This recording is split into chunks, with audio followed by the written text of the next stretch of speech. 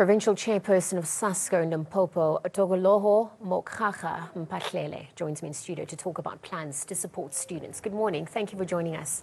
Yeah, greetings, ma'am. Does Sasco think that universities should allow the walk-in applications?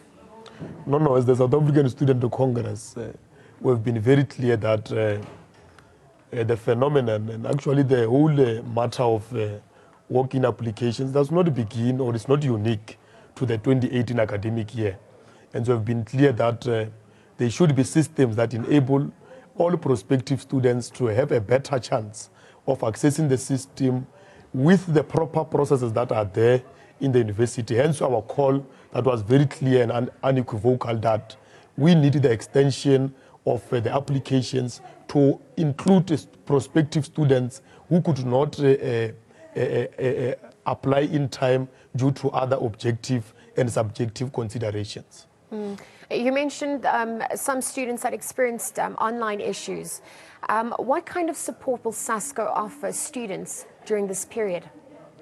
We've been very clear that with the usage of online systems, we need to appreciate the deficiencies in the system, the way it is slow, the way it is not efficient, and therefore must encapsulate it very clearly with a dedicated IT centers that must be able to appreciate that the walk-ins must be able to be accommodated in that regard. So upon arrival in the campuses, our prospective students must be embraced with a particular arrangement that must enable them to swiftly be able to register. The inability of the universities to provide such initiatives will lead into chaos. That is why we are saying, particularly in Limpopo, when you go to Teflop, the whole of yesterday, the system was off because they have not been better prepared for the process. And that, if it is to continue, it might lead to a possible stampede. That's why we are saying the process of late applications must be coupled with the proper systems that must enable a swift process to avoid any possible chaos. Because unlike other organizations who just speak recklessly to score political points, ours is a dedicated process of a proper system that must enable children of the working class and that of the poor to properly access the system. Interesting that you mentioned the Stampede scenario, which could possibly happen. UJ 2014. We know that there was a stampede that occurred, one student died. Now, considering how vandalism has also affected schools within the Limpopo region and also the tensions that currently do exist, what advice do you have for students who want to approach this issue in a peaceful manner, at least? Indeed, our institutions of higher learning as microcosms of society and as centers of knowledge production would be met by particular opportunist elements who will want to speak genuine issues but not addressing the code. But as the South African Student Congress, we've been very clear and unequivocal that it must be that our prospective students are given a fair chance to be able to be included in the category of late applications. We are urging students to follow the processes. Those of students who can be able to apply online, they should be able to do so.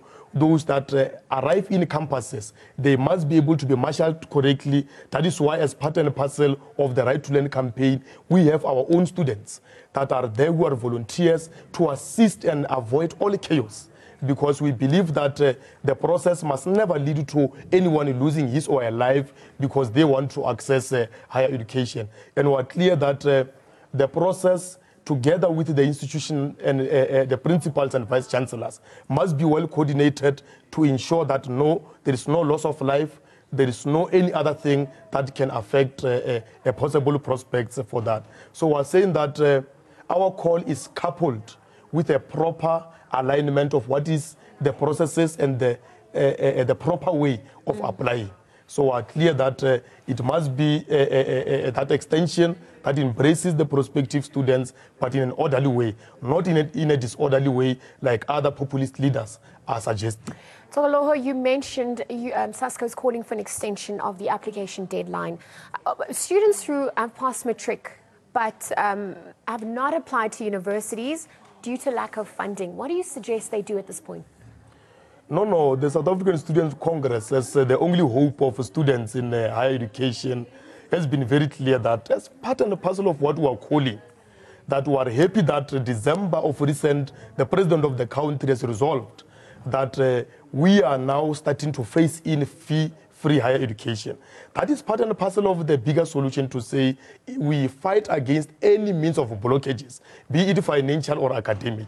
In this instance, your own prospective learners who must then be first years in this academic year of 2018 must be enabled to apply and be able to register.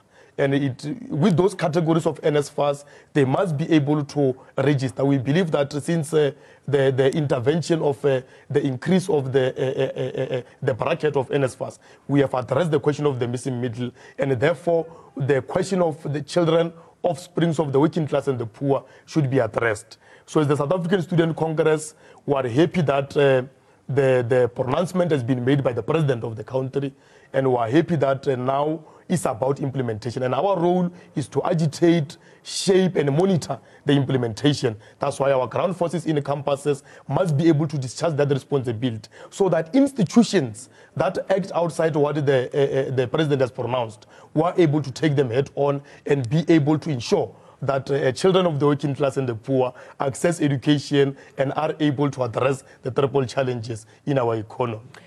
Just a little flip of the coin here. I mean, in today's headlines and some of the newspapers, we know that universities were not taking new applicants as students had failed to apply in time.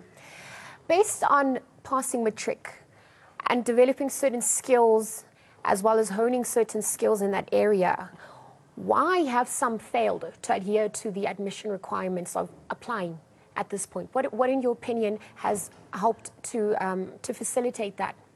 No, it is a conglomeration of many factors, and so have indicated that our role as the student vanguard is to create conditions that must enable even those that could not, as a result of their limitation of knowledge from deep rural areas, as a result of many other factors given the background. Okay. You must know that particularly in the province of Limpopo, the greater geographic spread is composed of those that are at the deep end of the rural areas. So it must be themselves who are also enabled, because most of them has even passed very well, as you could see even the results of Limpopo in terms of the top achievers. So we are saying that it must be a conglomeration that we address and allow, and it's not for the first time.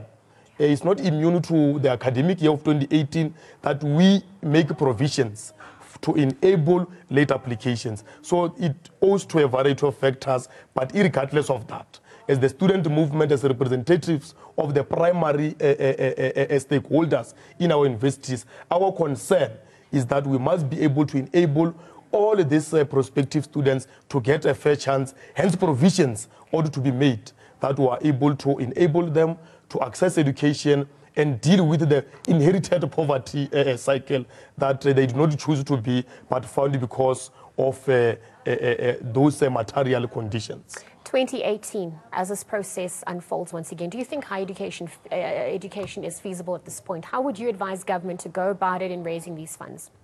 The South African Student Congress is the biggest student movement, not only in South Africa, but in Africa. Has been very clear that even when we made submissions to the HERE Commission, we've been very clear that we do not want the systems that will collapse public higher education, because we will not have anywhere to go as children of the working class and the poor. Hence, we have been very systematic in approach and said it must be faced in phases. We can't just have a holistic, like others are suggesting, with little knowledge of higher education. We need to have a proper plan. That's why we're saying there must be a starting point. There must be a first phase of implementation. We deal with those that are really at the periphery. We deal with, and gradually, we should be able to move towards a comprehensive approach to make sure that we address the question of education being a commodity. That's why the Right to Learn campaign of Sasco seeks to address the issue of access. But as you have accessed the system, we must be concerned that will you be able to have conducive learning environment and be able to succeed. And that is part and parcel of what informs this important Right to Learn campaign. As we got the line of march from the president of Sasco, President Avela Mjajubana. So, Loho, in conclusion, running out of time, but any closing comments with regards to the higher education authorities who are obviously bracing themselves for possible clashes in the wake of the EFF's call for walk-in applications? No, in conclusion, we are saying that nobody must use this period of registration for populist ends. We are saying that, and we are very categorical that it must be that when the president announced that there is going to be a rollout of a fee-free higher education, it can't be over a blink of an eye that it is complemented by expansion of universities. That the expansion of universities is not a responsibility of managers of universities, but it is a responsibility of government. And Sasco has clearly called for the introduction of new universities and even TVET colleges in every municipality, so that we are able to deal with the issue of capacity. We have made it very clear that the TVET college sector must be the first choice. It must not be that I, from the village of Maphahlele, after passing well, after not getting a space in the University of Venda, then I go back to consider a TVET college as a second option. So we are really dealing with this societal perception and driving this paradigm shift as the student vanguard.